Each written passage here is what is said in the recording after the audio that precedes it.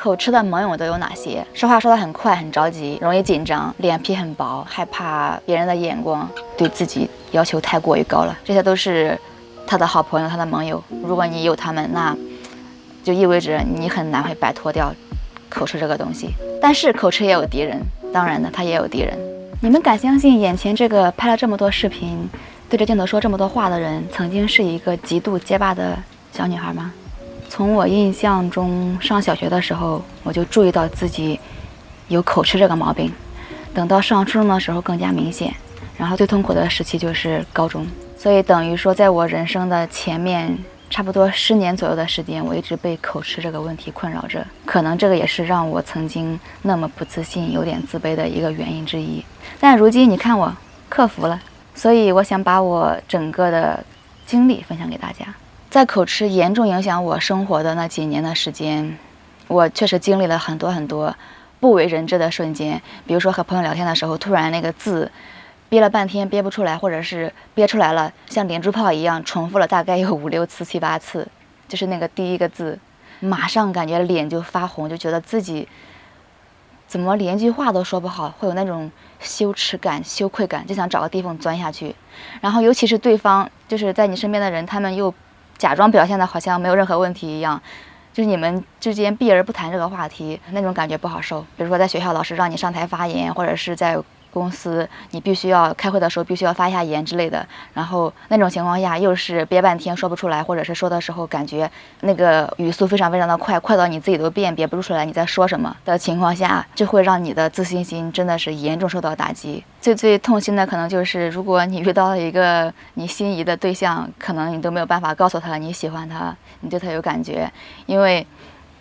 为那种情况下你会紧张，而紧张是结巴最大的朋友，最好的朋友，他们是盟友。口吃会影响你的生活和社交和你的心理状况，包括你的工作。我现在都不敢说我已经彻底的摆脱掉口吃这个毛病了，但是我觉得99%差不多吧。在此之前，当然我也有做很多努力去一步一步改善，但是我觉得我最终把它克服掉了，应该就是在我开始工作的第1年的时候。然后我决定我要把我这几年自己用来克服口吃的一些方法、一些经历通通分享给你们。第一个就是我们在人前会紧张，那我们就找没有人的地方，我们给我们自己营造一个比较轻松安全的氛围。比如说我一个人在我的房间里面，我可以拿一张报纸，可以大声的读出来，尝试着一下在没有人的情况下，看看自己会不会感觉读得更流畅更顺利一点，会不会觉得诶，我好像没有口吃了。如果是这样子的话，说明对，紧张是最大的敌人。我以前也经常会对着录音机录下来一些我的自言自语啊，或者是我就是读文章的一些片段，然后去听，发现只要没有人在都可以。以至于我曾经一度养成了一个比较奇怪的小习惯，就是在公交车上在路上，我有时候会就是小声的自言自语，然后别人问我你在说什么，其实我就是在自言自语，但是那个是我练习的一个途径吧，我觉得是有帮助的。然后现在我的口吃基本上也没有了，然后那个小习惯也把它摆脱掉了，就是也不用了。第二点就是抓住一切机会去找公众场合去发言，可能一开始会比较难，但是你要鼓励你自己，你要告诉你自己没有问题的，可以的，就算是没有说成功那又怎么样呢？就是去习惯那种站在舞台上的那种感觉，去享受那种恐惧感、紧张感。当你去的次数多了，你对舞台熟悉了，可能你的紧张程度就会下降，就是给自己营造这样的一种习惯。这个可以是在学校中，学校学生会，在班级发言，或者是在工作中开会啊、报告问题等等，把这些机会通通抓住，我觉得会一次会比一次更好。第一步和第二步并没有一个清晰的先后顺序，你可以2个同时来做。第3点也是最重要的一点，就是你要找到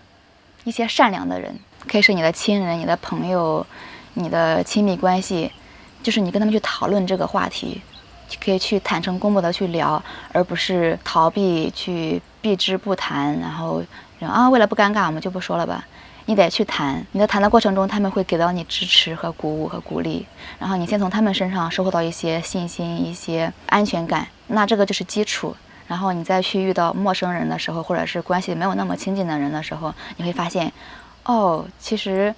我跟我亲近的人是可以没有问题交流的，那我跟你们应该也可以，所以就等于是一步一步帮你去建立这个自信心和安全感。所以如果你还是觉得自己没有办法上台挑战自己，那先找一些亲近的人和他们去讨论这个话题，然后一步一步来。一旦你敢于和身边的人和你的朋友家人去直接讨论这个话题的时候，说明你已经把这个包袱放下了，你不再认为口吃结巴是一个值得羞愧值得自卑的一个东西，你已经可以去正视它，去接受它，去坦然面对它。这个时候如果一旦你这么想了，那结巴的威力就会减少一大半，它马上就会败下阵来。然后这个时候你有很多支持，你有很多鼓励，然后你想打败它就轻而易举了。如果这个想法你转不过来的话，对，它时时刻刻都在威胁着你，都在告诉你你不行，笑话你，然后让你越来越糟糕，越来越不认可自己。不要把它认为是一个羞耻的事情，它就是一个生理现象而已。它就是像我们偶尔生病啦，我们感冒了、着凉了，我们不要因为它发生在我们身上，我们就认为应该去自责、去羞愧，没有的。如果说结巴是一种病，那么治疗它最有效的药物就是不再感到羞耻，去讨论它。我现在想一下，我的口吃好之前和好之后的一个最明显的变化，就是现在我可以轻轻松松的去把这个东西拿出来说，在视频里面分享，完全感觉不到任何的不舒服啊、羞愧啊、耻辱啊，完全没有那种感觉。但是在我口吃好之前，我完全不跟别人讲的，我不会聊这个话题，我总想逃避，就是期望自己能够像正常人说话一样，然后去不接受当时的自己，认为当时的自己真的不行，就是为什么这么特别呢？奇葩，所以一味的打击自己，这个就是一个很大的转折点。所以当你敢于和别人讨论的那一刻，你会发现你正在远离它，你正在变得越来越好。如果正在看视频的你也有同样的困扰，那我真心希望这个视频可以帮助到你，因为口吃是可以被克服的，毋庸置疑的。我真的很希望有口吃的全世界的所有的朋友都可以看到我这条视频，